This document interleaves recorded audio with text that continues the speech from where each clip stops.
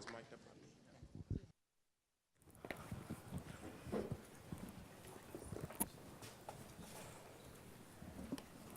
Good afternoon, everyone. Okay, yep, 3 p.m. You guys need a little bit more caffeine. Wake up, Good y'all. afternoon. Yes. How many of you guys attended Glenn's session? Thank you, Glenn, for packing this room for us. How many people, by show of hands, could have used another like 4 to 5 hours of that session? Feeling fired up. Okay, that's great. Well, welcome to He's Doing It. I'm sitting here with a few good men who, because of their positions, have the ability to shift culture and to change policies and really affect the people that they're working with. In this session, I want to first get at the heart of the matter, their heart, for why it's personal, why they're doing this work.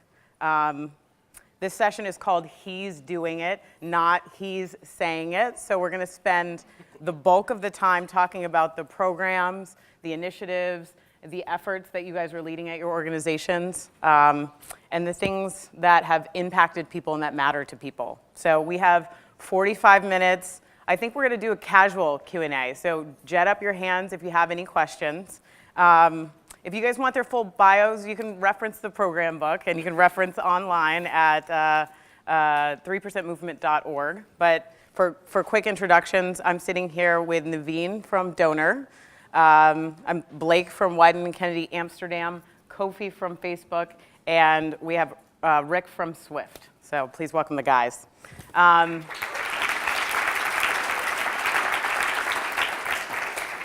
We all know the power of storytelling because we're all in this room, we're storytellers, that's our lifeblood.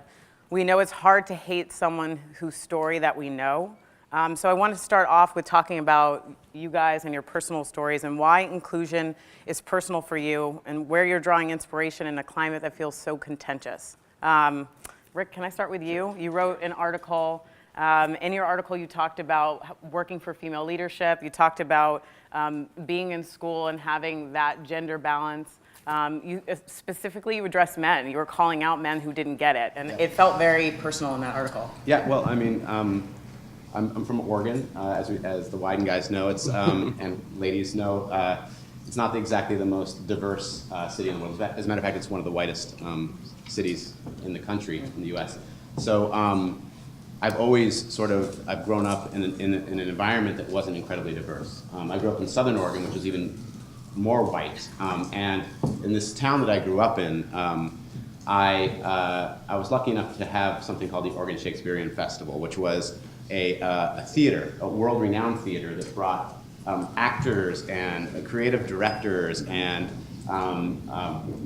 wardrobe people from all over the world to act in this theater of all different colors, of all different backgrounds. And this town, without this sort of symbol of creativity and what creativity could do, I don't think I would be the person that I am today, honestly. And so when I went through school, I actually started noticing things in art school, which was, actually there were more women in school than me. So I was wondering to myself, well, what is that going to do? How is that going to affect sort of creative culture in the future? I joined Swift. When I joined Swift, there were two women. It was basically the two founders. Now Swift is 150 people. And I feel immensely invested in the culture there. Not only because it's better to work with a more diverse group of people, that makes my life I'm kind of selfish. I want to be around people with all different backgrounds, but I know that it makes better work, and it's my responsibility to keep everyone employed. And I think if we don't evolve, we're not going to have the opportunity to actually do work in the future because young people want that. Yeah.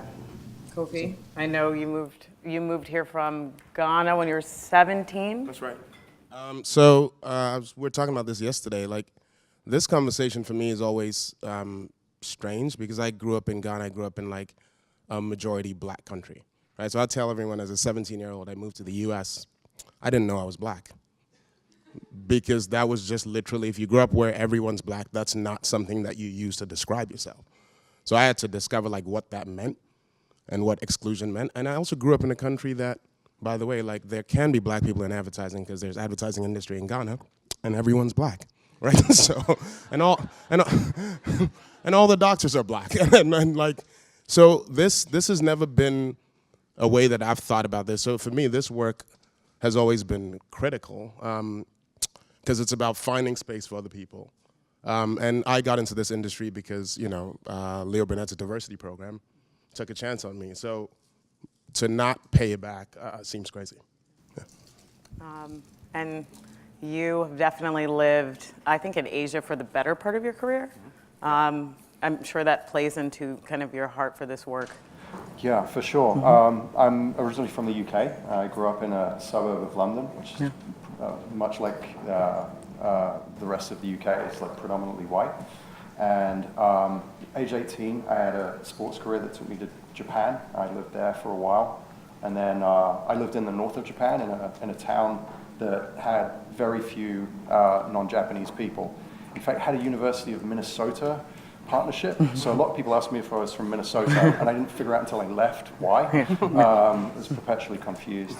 But that experience of having grown up being much the same as everyone else, and then going to a place where I was different from everyone else, I think really unlocked something in me and just drove me to be more curious about that kind of experience. So I ended up living in Japan for 10 years. I lived in South Korea for 3 years.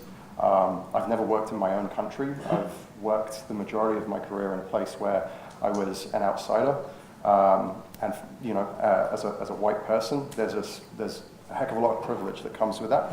But there's also a lot of trying to figure out how to make an impact when everyone's different from you. And that's always something that has required me to think about the benefits and the privileges that I have and the benefits and the privileges that other people have, and try to figure out how to get something good out of that.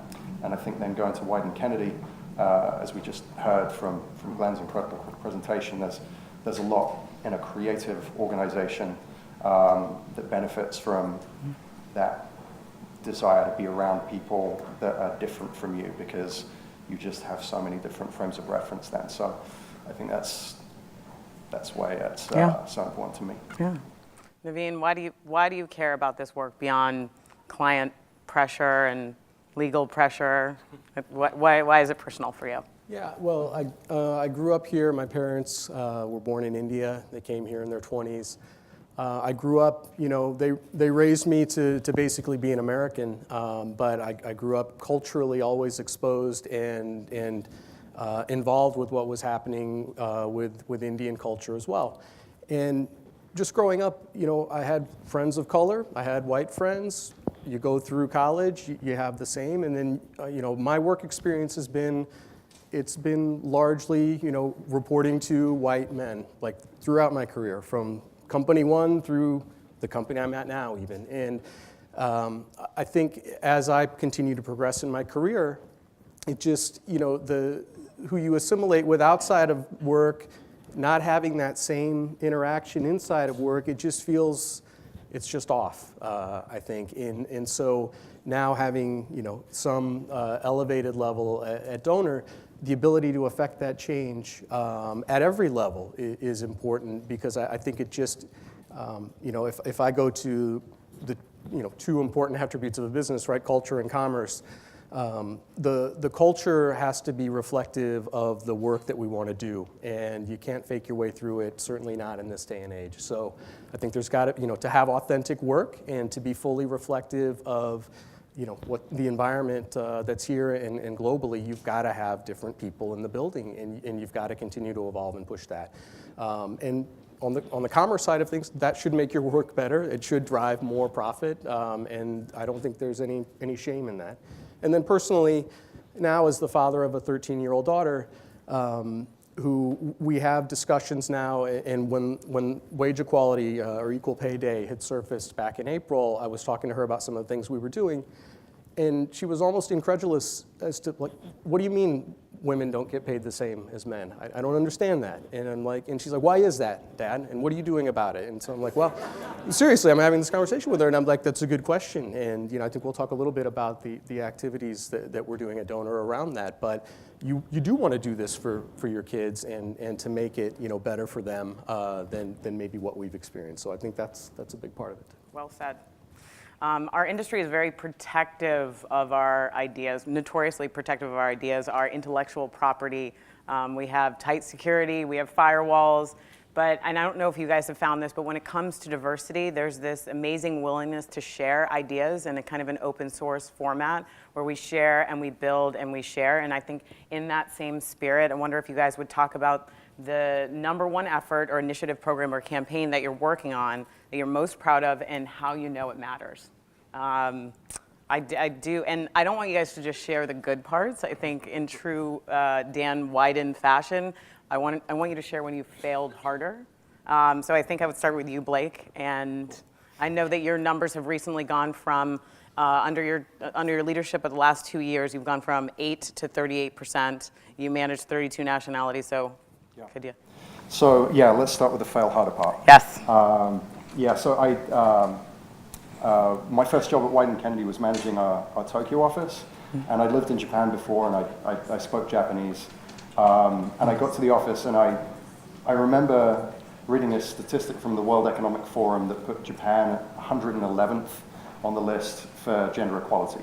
Gender equality is a mixture of political representation, positions of senior authority in companies, this kind of thing.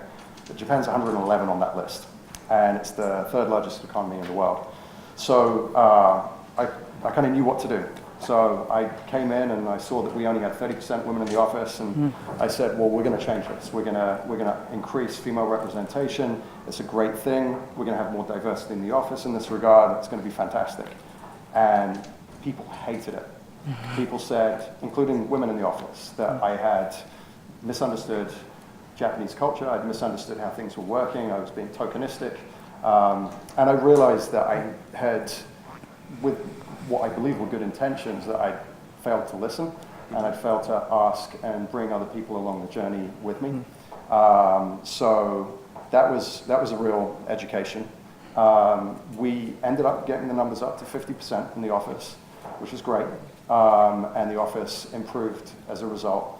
But that was a real learning. So when I moved to Amsterdam 2.5 years ago, we had a creative department that had 8% female representation, and we had 20-some nationalities in the office. But the female representation issue was clearly a problem. And the office was diverse in the regard of nationalities, but there hadn't really been much of a conversation around what other aspects of diversity should we be working harder at. So we created a conversation in the office because I knew not to mess it up the second time around. And we created a task force, which is not a very Wyden Kennedy thing to do. You know, create task forces at Wyden Kennedy. But I created a task force that gave back to us a definition of what diversity meant to this group of 20 plus nationalities. And we were very keen to bring more women into the creative department. We were keen to we now have 69% of department leadership roles at Wyden Kennedy Amsterdam are women. 53% of our overall workforce is female. 38% of our creative department is female. And over that 2.5-year period, we've grown from 100 people to 160 people. So our business has improved as well. So I guess the learnings are, listen to people. Don't make it your personal view of what diversity is. And that if you embrace and can action diversity, at least for us at Wyden Kennedy, it's been incredibly successful. Yeah. You also were dealing with a unique diversity challenge around refugees. I don't know if you're allowed to speak about that. Well, I mean, in part of the conversation around what aspects of diversity do we need to better represent, that happened at exactly the same time as the refugee crisis was coming to its most heated point in 2015, 2016. And so we had creative initiatives to be active in that regard, but we also were realizing that if people are not, Europe has close to 40 million Muslims living in Europe. And if we don't see Muslim creative people represented in advertising, then those 40 million people will not see themselves represented at a time where divisions are more volatile than ever before. So it would be remiss for us to ignore that as one particular measure of diversity. So that's something that we've been very conscious of, and we have people, I personally am active in volunteering in that space, but we've also tried to do what we can as a company to engage with organizations that are helping us bring people into the workplace as well. So, yeah. Thank you. Can you talk to us a little bit about Facebook? What are you guys doing? How are you guys getting your people? Well, we come here and we meet everybody. No, I think the thing that's like I've found, at least for our team, is I think there's a notion which is false that diversity is something that happens in a department, right? Because it's like a big word and there's a department and there's people who work at Facebook who work in diversity, and this is true in every company that cares about this. We sort of abdicate responsibility for diversity to the organization, right? So everyone goes there like, yeah, we care about diversity, but someone else is doing it. And what I've found is that like, unless you make it personal, unless you actually make it people's direct responsibility to figure this out, it doesn't change. So I think culturally, I think on our team, all of our hiring managers, a lot of the team that's here, this is something that they're looking for. Our recruiters who are helping us know that this is something that's important to us. So literally by just putting it top of mind, we see a fundamental shift in terms of the type of people we're getting. So I think that's the cultural piece. The other piece, which is much more of a process piece, is when we think about how we interview people, and we bring people into Facebook, we're now actually asking that for every role we're interviewing for, at least 2 of the candidates that come in for the final loop have to be members of an underrepresented minority, so that we know that like we're actually making sure that you're seeing these people. And what might be hard about that is that it might mean that the recruiting cycles are longer, because it's going to take you longer to find those people. It's going to take you longer to find the right candidates, especially if you don't have the muscle for doing it. But that's a trade-off that we're absolutely willing to take. And it's been amazing, I think, to see how the team has embraced this and how we're starting to see numbers change. So that's been awesome. Yeah, so I think the first and probably most obvious thing is hire a really, really passionate talent and recruiting team, because our team is incredibly passionate about hiring diverse candidates. They've instituted something called the passive candidate pipeline. And what that is I'm sure you all know, working in advertising, that sometimes a job opening, you don't have a lot of time. Like you need somebody in this role by this week or 2 weeks from now. So it's super hard to just pull a diverse candidate out of nowhere. So what we do at Swift, we sort of instituted this, is to constantly be talking to diverse candidates for roles that aren't even open yet. Because the network that you create fosters, we have some candidates that we've been talking to for like 2 years.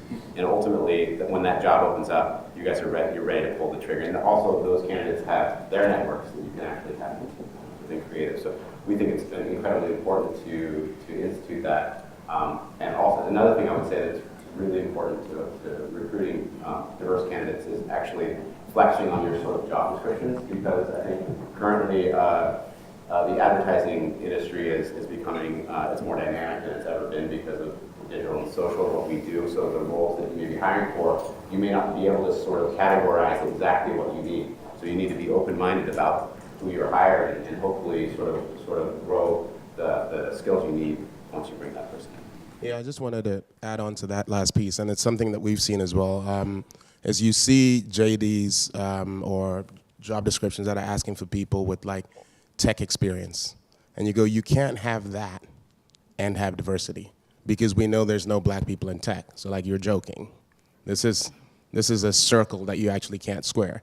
So I think that flexibility of saying, actually, we may not have someone who has that exact experience, but we can find people that have analogous experience, and being more relaxed about how you evaluate that is really important. Didn't you have a recent win where you had to hire really quickly and I think pull from that talent pool? We did, yeah. It was a writer, actually. We actually been talking to a writer for, I don't know, like a year more sitting here. But yeah, and when we needed that talent to be in the house, we actually were able to do that. Yeah. It's also interesting because we always try to bring in talent, like you were saying, like one diverse candidate for every role that we have. We think it's super important, especially with leadership, to bring in a diverse candidate. And I wasn't even aware of it. And then of course I'm seeing now that the more I had mentioned it to me, I'm like, oh my gosh, you're right. Every time we have an opening, there's a diverse candidate for that. So that's been really effective for us. I just wanted to say one thing on that. I think it's really important. I don't know how many of you were in Carter's presentation earlier today. I think when you're bringing in diverse candidates, whether it's women or people of color, it's actually really important that it's more than one. Because what tends to happen is that if there's just one person in the room, then they're the one. Yeah. And the data shows that if you only have one, the chances of them getting the job, which Carter shared earlier, are like 0. Yep. But if you have 2, the chances of them getting the job go up to 50%. So. Yeah, that's. I think it was a study that started with on boards, right? The 3 or more rule. Right.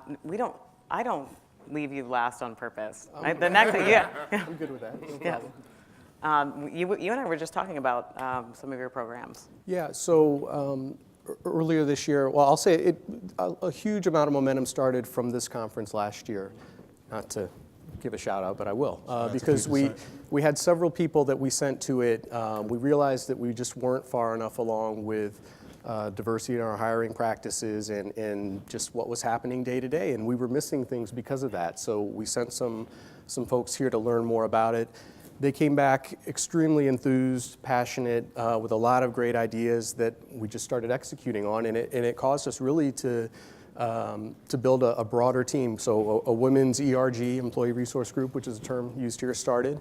That has now since evolved into a diversity and inclusion group that meets on an ongoing basis. And I think, Kofi, to your point earlier, it's not something that you can, I guess, try to dictate from on high, like, okay, let's go do this. But you've got to have passionate people that want to drive change in the organization. And that's what this helped propel. And a great thing that came out of that is around Equal Pay Day, we had a team of individuals that were just on a grassroots basis thinking and talking about how can we make a difference and not only shine a light, but take some action on this. And shining a light on things is great, but we all want the action, I think, that comes out of it. So they came up with a campaign called Exit 324. 324 being 80% of a normal 8-hour workday, although most of us in advertising don't work 8 hours, right? But in theory. And exit324.com if you want to look at it on your own. But basically, what we did is, as an entire company, every office at 3:24 in the afternoon, we all walked out in solidarity to say, because 80%, if you guys aren't familiar with the statistic, is what the Bureau of Labor Statistics says a female gets paid versus a man. So we wanted to show some solidarity there. But the action behind it, and this is when it came to me, was, we think we need to do a wage audit to really prove or disprove that we're paying people fairly. And I embraced it because going back to just, being the right thing to do and being the right thing to be able to say to people that are in the agency because you believe in that, we took that on. So we've done the wage audit now and, not perfect as you might expect, but we're pretty pleased with how things had evolved, but there are some things that we have to take care of, and we're committed to doing that because of that. But again, all of this started from a group of passionate people in the agency that really wanted to take this on and drive it forward for us. So. I really like this Exit 324. It's like about that time. Does that mean I can leave the stage now? Right. You guys have to stay and finish the panel? Right. Do we want to ask some questions? There was a question in the room. Yep. You talk about sort of bringing people in from diverse backgrounds and from diverse sort of places, like not just other agency people or other tech people, but I don't know if you have like specific resources that you use for that or places that you look for those people. Yeah, I mean, Kimberly and might be a better person to answer this question. But I think we do the things that I think most people in here try to do, which is like go outside. So one of the things that's really tricky for us is like a lot of tech hiring happens via referral, right? So like we're hiring at a fast pace. The first place you go is like, who else do you know? So if you don't have a diverse staff to begin with, you perpetuate the problem. So like for things like that, what we try to do is set up a similar thing to what you have, which is like, hey, let's do a source-a-thon across the team. So get everyone in marketing to tell us like, who do you know that's diverse that you think would be a good fit here? And then you have a master list of like hundreds of candidates.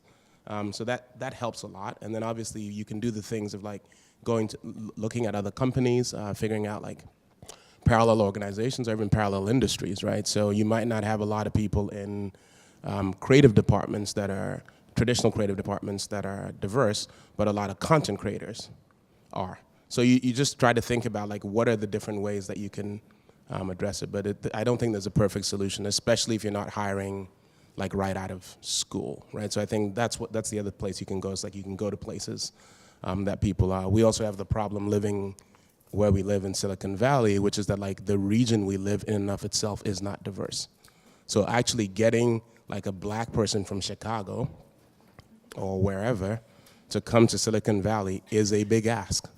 Because they're like, I've heard the same for Portland. yeah, and it's like, what? Like, I'm gonna pay a lot more money for a lot less stuff, and there'll be no black stuff. It's Sounds also amazing. the number of hair salons, I think. Totally, totally. I was going to get into someone, I think Rebecca from Wyden said, grow your own, essentially. And I think you have to go. We try to have schools for underprivileged youth come visit our agency to see that it's an actual opportunity for them to work in creative. Because I think even just the awareness that there's a career for me that is quite lucrative and I can actually do it and it's really exciting isn't even presented to kids. So I think it's super important to start super young. Yeah, in Europe we work with an organization that is the same, like looking at socioeconomic diversity, trying to works with kids from underprivileged families and schools, and we bring them into the agency once a quarter, and we do a workshop, and all of these kids now want to work at Wyden Kennedy. So none of them were aware that it's possible to get a job working in advertising. Wyden Kennedy's always had this saying, hire wrong.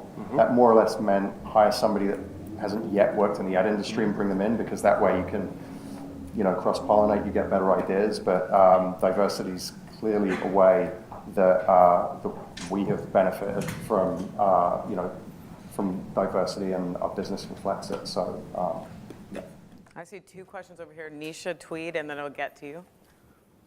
Why did you have to call me by my name?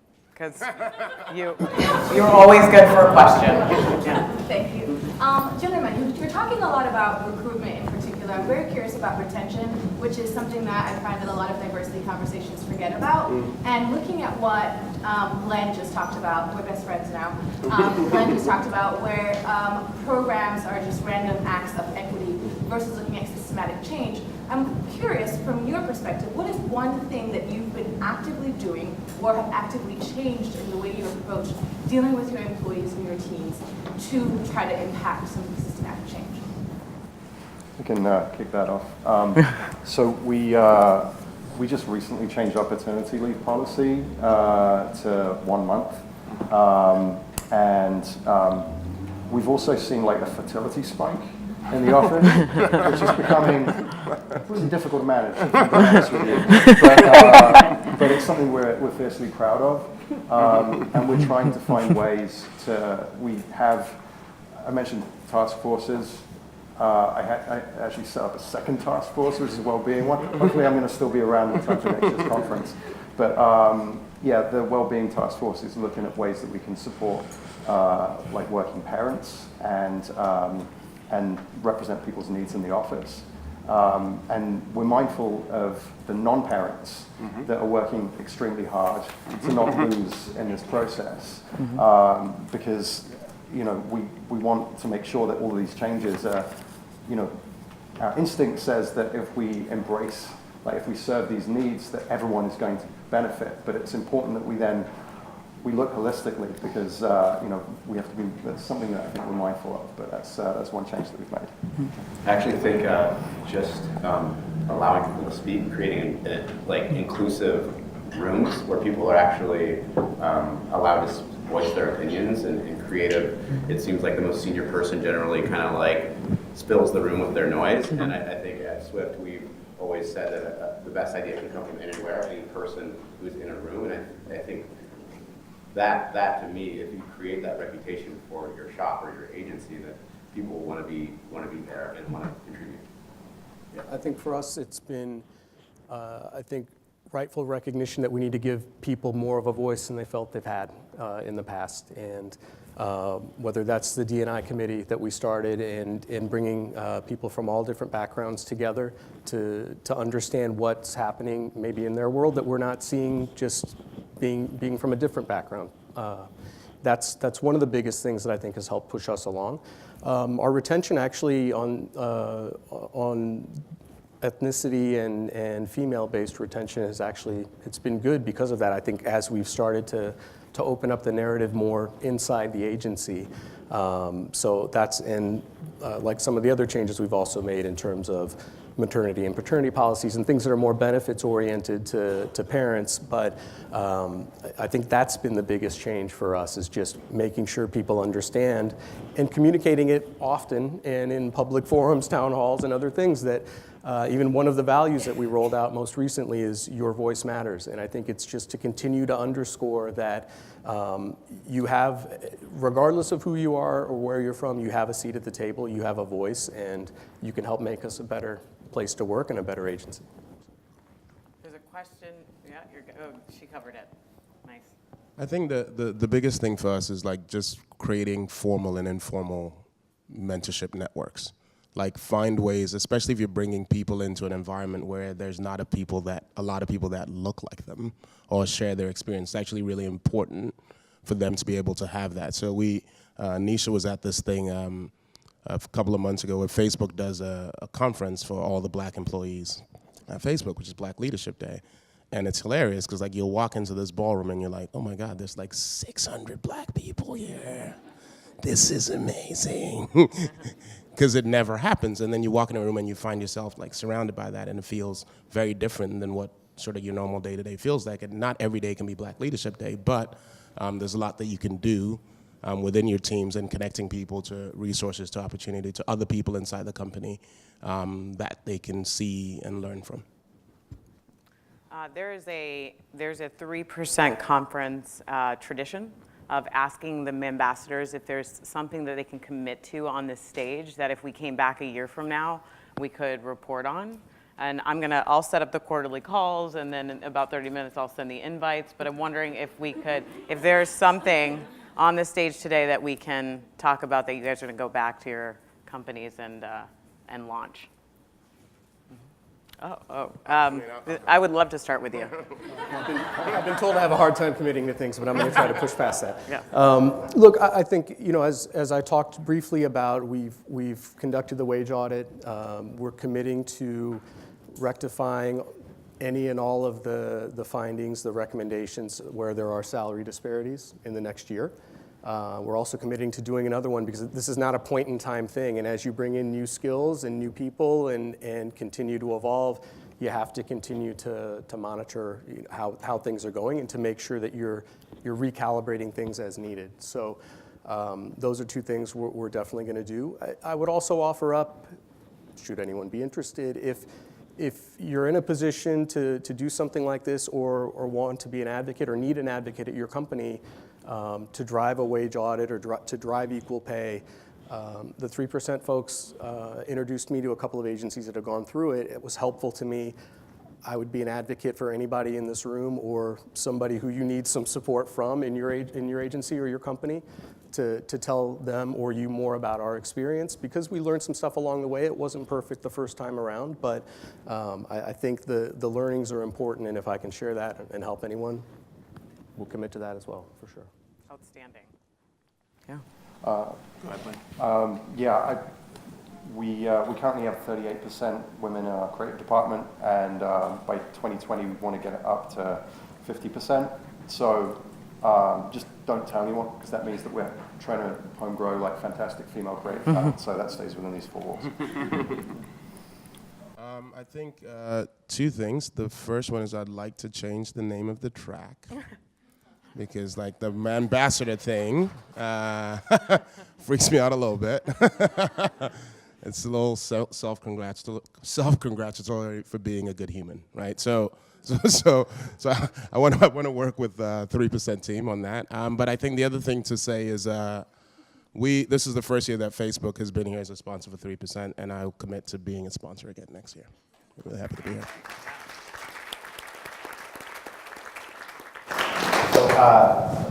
We've always had a pretty great gender balance at Facebook, which is great. I think our creative department is 50%, which is awesome. I think this year we were really successful with hiring people of color.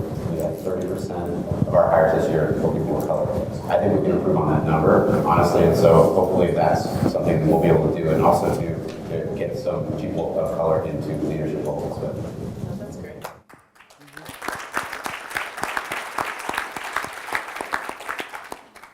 I have time for, I think, 1 or 2 questions.